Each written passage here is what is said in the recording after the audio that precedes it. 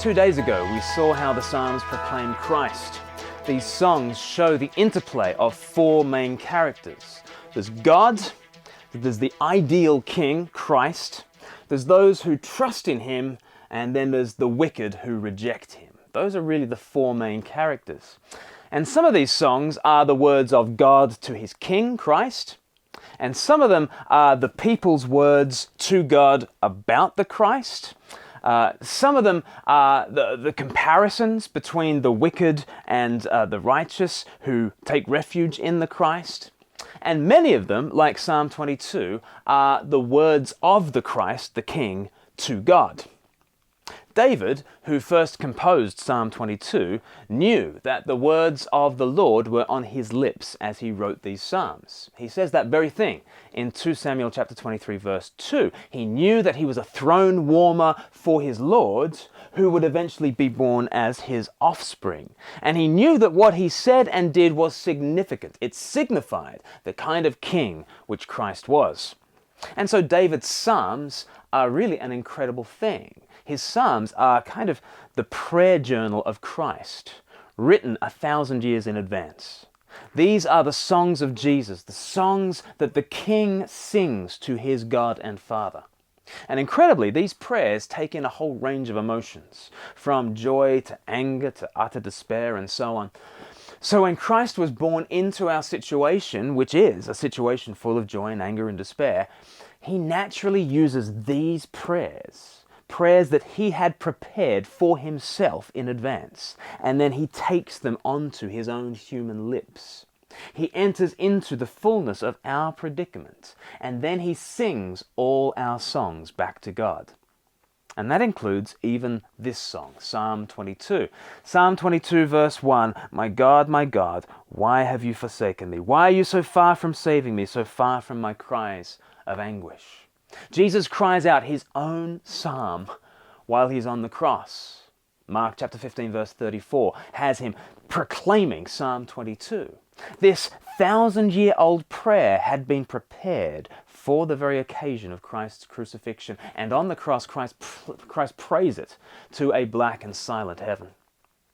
Is it possible that the Lord of heaven has so descended into our plight that he experiences God-forsakenness? If we are reluctant to say yes to that, we are doubting the fullness of Christ's identification with us. Yes, he is fully God, the eternal Son of the Father, but he also became fully human, our brother, bone of our bones and flesh of our flesh. And since he enters into our situation, who can deny that our own experience of life is indeed of God-forsakenness? Feelings of godlessness are one of the most keenly felt aspects of our humanity. We say, where is God? How can he feel so remote when Acts chapter 17 says, in him we live and move and have our being? How can we be so estranged from the source of our life? Why does God seem so far off? And especially in suffering, we cry out, my God, where are you? Well, Jesus enters into all of that. He shares in our alienation from God due to our sins. He doesn't kind of have a bungee cord around him, wrapped around him, so that he descends only so far, but then he snaps back. No, he plumbs down into the depths. The Lord of heaven endures hell. And this means that Christianity has a surprising response to the age-old question, where is God when it hurts? First of all, God does not have an answer to that question. First of all, God asks that question with us and for us. Isn't that surprising?